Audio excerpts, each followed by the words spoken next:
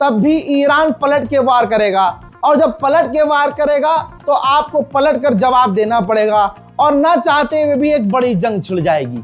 इसी वजह से डोनाल्ड ट्रंप की सांस ऊपर की ऊपर और नीचे की नीचे अटकी हुई है, और पेट में गैस बन रही है और पीछे से पाद निकल रहा है। पिछले एक हफ्ते में बहुत सारी रिपोर्ट्स आई, अमेरिका के अखबारों की ही रिपोर्ट आई, जिसमें यह दावा किया गया कि ईरान पर हमला करने के अमेरिका के कई सारे जनरल कमांडर खिलाफ हैं और डोनाल्ड ट्रंप को मना कर रहे हैं कि ईरान पर हमला ना किया जाए। जब यह खबर आग की तरह फैल गई तो अब डोनाल्ड ट्रंप को सफाई देनी पड़ रही है। एक लंबा चौड़ा पोस्ट करके उसने साबित करने की कोशिश की, सफाई पेश की कि ऐसा कुछ नहीं है, हमारे जितने कमांडर और ऑफिशियल्स हैं ईरान पर हमला करने के लिए राजी हैं, बल्कि वो कह रहे हैं कि ईरान पर हमला होना चाहिए। लो आज की ताजा रिपोर्ट और दिखा देता हूं। डोनाल्ड ट्रंप बुरी तरह से फ्रस्ट्रेट हो रहा है, ये नया अपडेट है। डोनाल्ड ट्रंप बुरी तरह से परेशान है कि ईरान के खिलाफ हमारे पास और ऑप्शन नहीं है कि हम ये चीज भी ईरान के खिलाफ कर सकते हैं, क्योंकि जो कर सकते हैं वो कर चुके हैं, अब कुछ बचा नहीं है। डोनाल्ड ट्रंप इसलिए ज्यादा और परेशान है कि न डील हो रही है, न ईरान रुक रहा है, न ईरान झुक रहा है। डोनाल्ड ट्रंप को यह भी इसी रिपोर्ट में बताया गया है, यह भी खौफ है, यह भी डर है कि अगर हमने लिमिटेड हमला किया भी तो ये जबरदस्ती की जंग काफी लंबी हो जाएगी और एक अनचाही जंग अमेरिका को लड़नी पड़ेगी जो काफी लंबी होगी। उधर ईरान को किसी पर भरोसा नहीं है। तस्वीर देखिए, इराक के बॉर्डर पर ईरान एक लंबी चौड़ी इजराइल के स्टाइल में दीवार बना रहा है ताकि आतंकवादी ISIS और दूसरे लड़ाकू संगठन जो ईरान के खिलाफ हो वो घुसपैठ ना कर सके। इजराइल तुरंत शैतान बनकर सामने आ जाता है और साबित कर, जरा सी इसकी हवा निकलती है और इसका असली रूप सामने आता है। इजराइल ने लेबनान को धमकी दी है कि अगर हिजबुल्लाह ने हमला किया, यानी अमेरिका ने अगर ईरान पर हमला किया और ईरान को बचाने के लिए या ईरान के समर्थन में हिजबुल्लाह ने हमला किया, तो हम यानी इजराइल हिजबुल्लाह पर ही नहीं बल्कि लेबनान के इंफ्रास्ट्रक्चर, लेबनान के आम लोगों पर भी हमला हम करेंगे। ये इजराइल ने कह दिया है, आम लोगों पर भी हमला करेगा। तो दोस्तों आप समझ सकते हैं कि अमेरिका और इजराइल की कितनी हवा टाइट है, कितने बौखलाए हुए हैं, कितने परेशान हैं कि इनकी शैतानी शक्ल तुरंत सामने आ जा रही है। बेचारे कुछ कर नहीं पा रहे।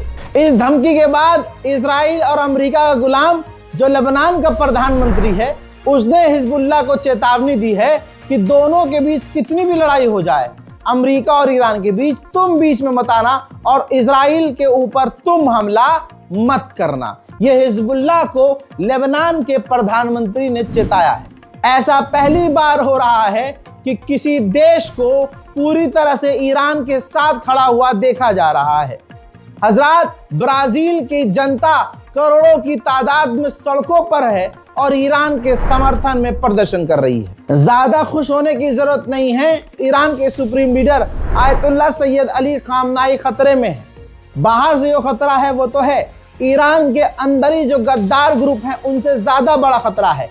MEK ग्रुप है, ईरान ने इस ईरानी ग्रुप को टेरर लिस्ट में डाला हुआ है।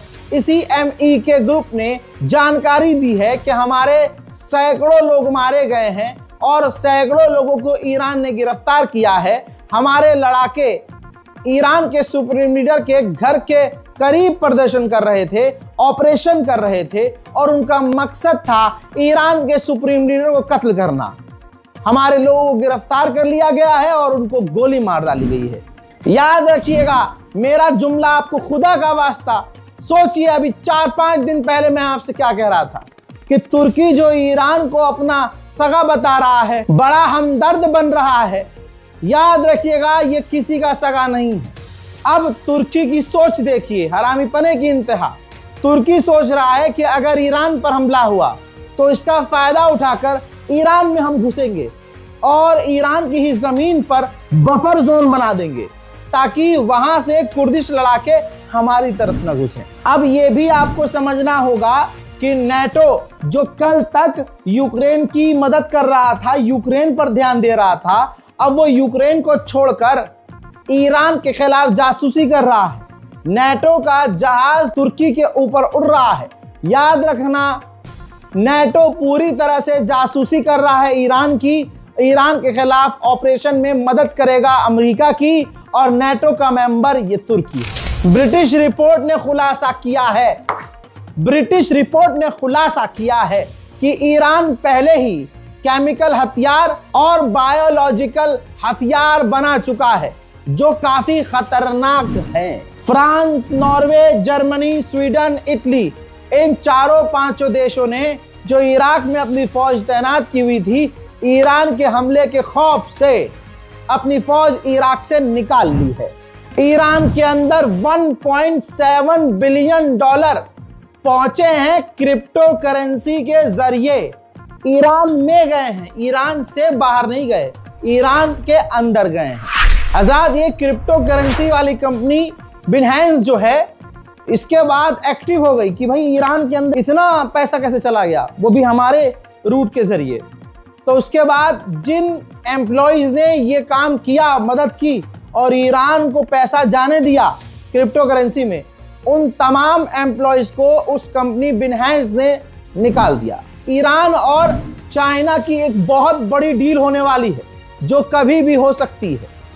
चाइना से ईरान एंटी शिप क्रूज मिसाइलें लेने वाला है। जी हां, अमेरिका के युद्धपोत और एयरक्राफ्ट कैरियर के खिलाफ चाइना से ईरान भाई एंटी शिप क्रूज मिसाइल लेने की तैयारी में है।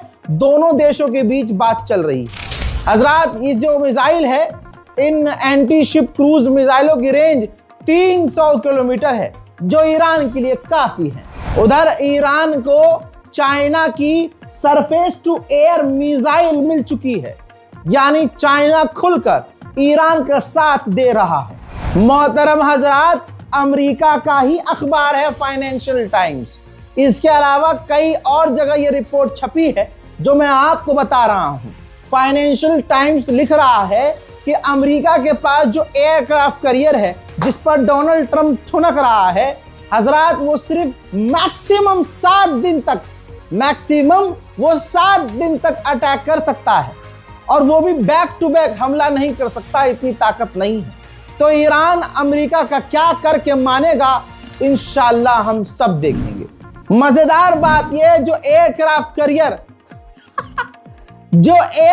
कैरियर अमेरिका का है, जिस पर अमेरिका बड़ा उछल रहा था, हजरात, उस अमेरिका के एयरक्राफ्ट कैरियर पर अब अमेरिका के जो सैनिक हैं, वो हगने और मूतने के लिए तरस रहे हैं। वाह वाह भाई वाह, ये किसने कर दिया भाई पखाना खराब हो गया है। एक्सक्लूसिव तस्वीर दिखा रहा हूं, कंफर्म रिपोर्ट है। कल तक ये खबर चल रही थी कि झूठी है, नहीं भैया, रिपोर्ट कंफर्म है। जो ईरान के खिलाफ एयरक्राफ्ट कैरियर ईरान के खिलाफ पहुंचा है भाई, उस पर जो लड़कियां हैं फौजी भाई, वो हग नहीं पा रहे, वो मूत नहीं पा रहे, क्योंकि उस एयरक्राफ्ट कैरियर पर जो पखाने हैं, जो कमोड हैं, जो टॉयलेट सिस्टम है, वो खराब हो चुका है। हजरात, ईरान स्पेशल रिपोर्ट में अभी आज के लिए इतना ही। इस रिपोर्ट को शेयर कीजिएगा, और गाजा और फिलिस्तीन के लिए बार बार ऐलान कर रहा हूं, क्योंकि मैं इसके बाद मदद नहीं भेज पाऊंगा। तो आप लोगों से गुजारिश है कि अगर आप गाजा और फिलिस्तीन में मदद भेजना चाहते हैं कि आपके नाम का वहां कुछ बच्चों को खाना मिल जाए, आपकी मदद से कुछ लोगों को इफ्तारी, कुछ बच्चों को सहरी मिल जाए, तो बारकोड पर नहीं, बारकोड के नीचे जो अकाउंट डिटेल है, बैंक अकाउंट, तो आप जब अपना पेटीएम खोलेंगे तो वहां ऑप्शन आता है बैंक ट्रांसफर। बैंक ट्रांसफर पर क्लिक करके आप बैंक अकाउंट डिटेल जो मैंने दिया हुआ है, आईएफएससी कोड, ये डालिएगा और बैंक ट्रांसफर करके मदद करने की कोशिश कीजिएगा। मदद ना करनी हो तो 1000 बहाने हैं। जिसका दिल ईमान से भरा हो, जिसका दिल साफ हो, जो ईमानदार हो, वो 1000 रास्ते तलाश करता है कि मैं ये काम कर दूं। फिलहाल के लिए इस रिपोर्ट में इतना ही। जय हिंद।